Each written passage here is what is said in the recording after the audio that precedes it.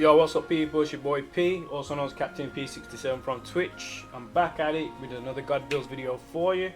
I just want to say a quick thank you to everybody for checking out my God Build videos that I've been doing for months onto Iceborne. I've never done it before, but for the last week and a half, probably just 2 weeks now, or whenever months onto Iceborne released, pretty much, I did my first God Build video like a couple of days in, and it's almost on 1,000 views, so it's definitely a big achievement. I do appreciate the support and everyone's kind of showing.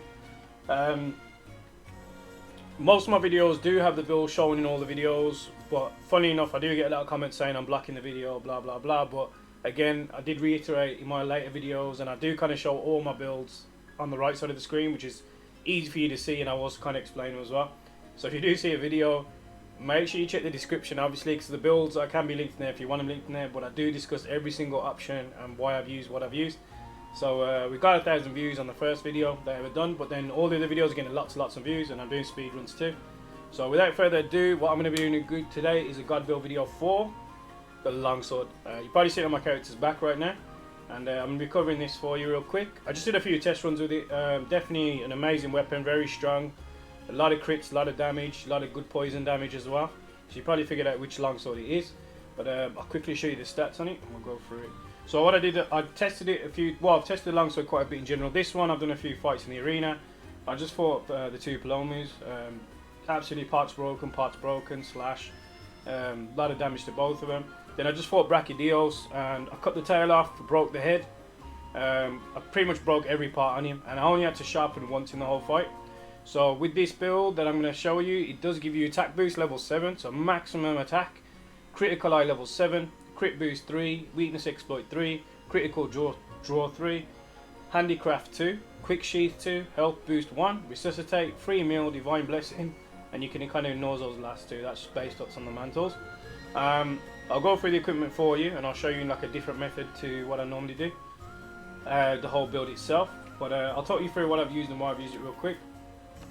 So again, attack boost is kind of common sense. You want to use that attack to get the maximum attack. So we have maximum attack with this build. So you're doing maximum DPS at all times. So it's not situational. You can use agitator, but that's only when the monster's obviously going to be roaring, which will happen when you're fighting larger monsters, but not always at the start of a fight or early on in the fight. So you can be losing out on a bit of DPS. So I just feel that constant DPS is better overall. You don't always have to wait for that roar. And if I would agitate obviously goes, then you kind of having a deficit of DPS in general. So critical eye is obviously maxed, and on this build we've got 55%. We've got crit boost 3, which gives maximum damage to critical boost, so increased damage dealt by critical hits up to 40%. Weakness exploit 3, attacks that hit weak spots have 30% increased affinity with an extra 20% on wounded part. So it's a bit like the old one, so it's 50% on a wounded part, which can be countering quite a lot, and obviously clutch chlorine. I did actually counter Brachydios with the obviously longsword counter, and I broke his head. So it just goes to show how strong this build is and what it's capable of. And we've got crit draw 3, which when you kind of sheathing and non-sheathing, which you'll be doing a lot with the new attacks of the longsword, we've got 100% guaranteed. So you see you'll see a lot of crit numbers. One thing I did against Brachydios in the arena, I waited for him to have me at a distance, then he went to dive on me with his blast attack, and I actually just critical slashed him in midair. He did 93 and 147, I believe, so 2 quick slashes. I was invincible. I dashed across the screen, cut him up bad, did a lot of damage. Handicraft, you can kind of mess with it. It will go kind of quick though. If you constantly clutch chlorine, trying to go for those weak spots a lot, you will lose a lot of sharpness very quick. Now, I did get to green sharpness, then I kind of went to yellow on purpose just to see what it's capable of, but I still tested at yellow. You're still doing a lot of decent damage. It's kind of funny. And I've also got Mind's Eye in this setup got built in for you, so you'll understand it's still, regardless of what your sharpness is, you'll still be able to attack regardless. So in any situation, this is a true God build. So do max DPS in any situation, you can fight in any situation, even at like past green sharpness you can still fight basically, and that's why it's a true God build video for you. Quick sheath, obviously you want to be sheathing super quick, super fast. That's going to be better for obviously the critical draw, the new longsword moves. You can go for quick sheath 3 if you want. I've kind of felt that 2 is viable enough for me. I'm a very aggressive player, and I want to add a few more things in as well to make it more of a God build for you. So we've added health boost in there, so definitely help you out in the long run. Obviously with these newer monsters with a lot of HP, you want also a bit of extra health. A lot of these newer videos saying use health 3, but if you feel that you don't need it, most of my fights are going with the adamant seed and might seed. I've pretty much done a lot of solo runs. I've done some speed runs. I've done Runa Nagante. I've done Zenol grade the other day. Just done Paloma, the 2 Palomos in the arena. No faints. I just did Rakidios, no faints or pots broken. But I don't normally have this on. But if you had this on, this will definitely help you out in the long run. Just give you a bit more health, give you more survivability. Now this is definitely important. Even with Brachydios, for example, these blast attacks.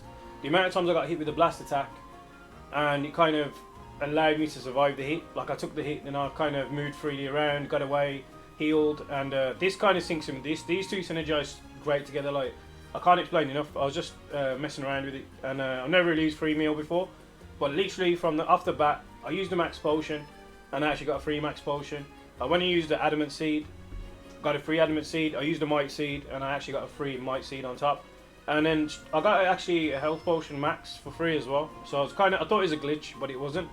But it doesn't activate all the time. Obviously your RNG is there, but I mean, if you're going for a long hunt and you got this on, imagine having extra max potions, like extra, you know, health all the time to help you out.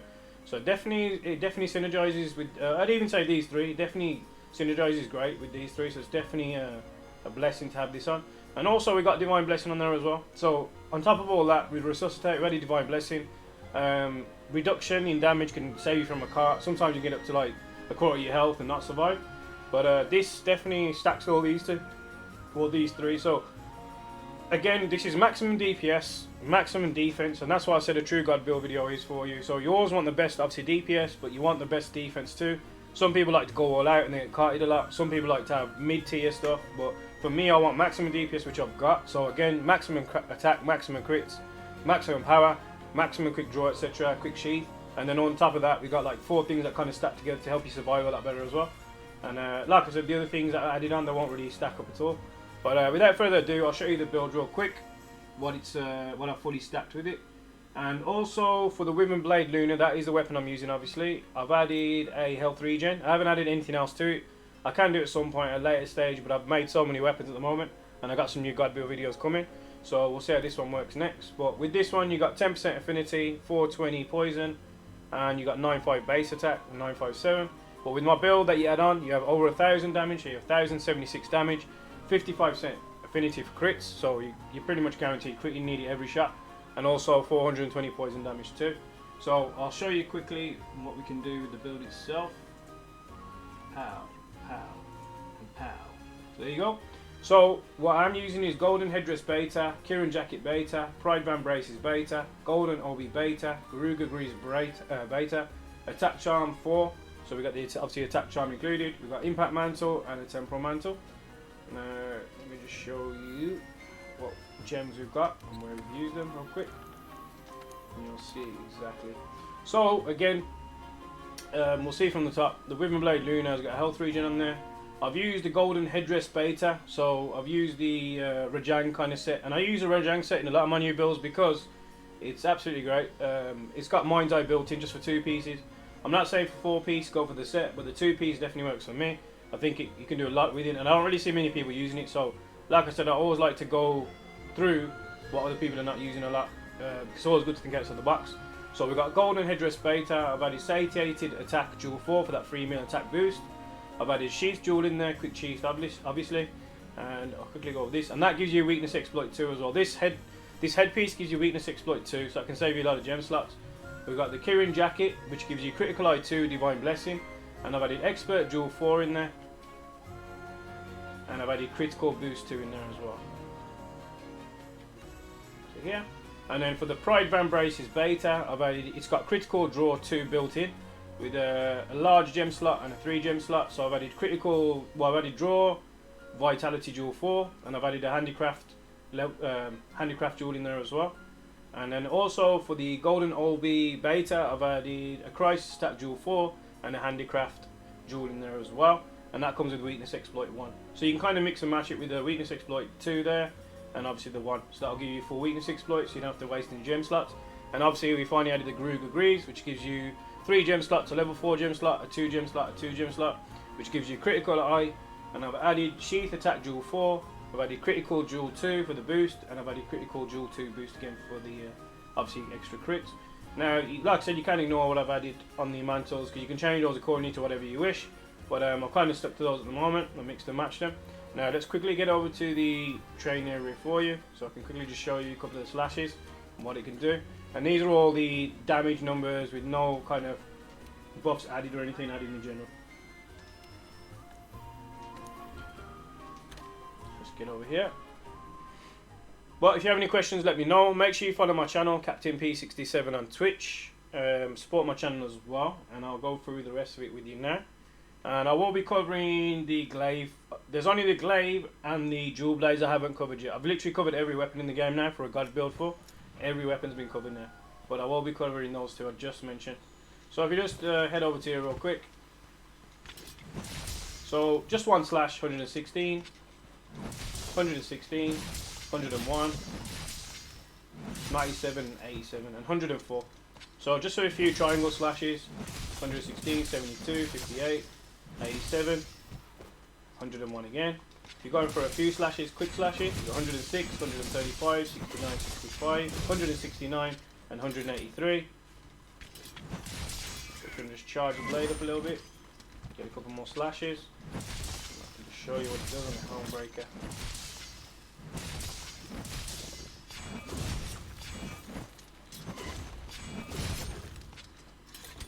Alright, let's get this charged up a little bit. And even on a counter, I brought Bracky DLC's head basically. So, like I said before, there's a lot you can do with it, even on a counter. So, and with that quick draw, it's absolutely incredible.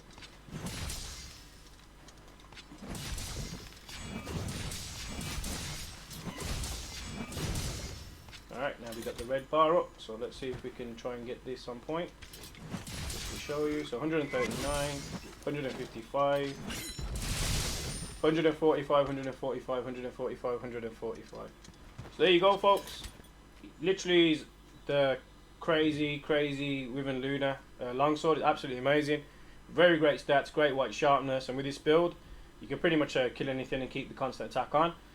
Like I said, I did get the sharpness down because I clutch claw a lot, but I literally still did damage with the low sharpness I had. But with Handicraft 2, you can always change out a gem slot or two. So you can change these builds accordingly to suit your playstyle. I'm a very aggressive player, but this is how I play. So if you want to change anything, go for it. All the best to you.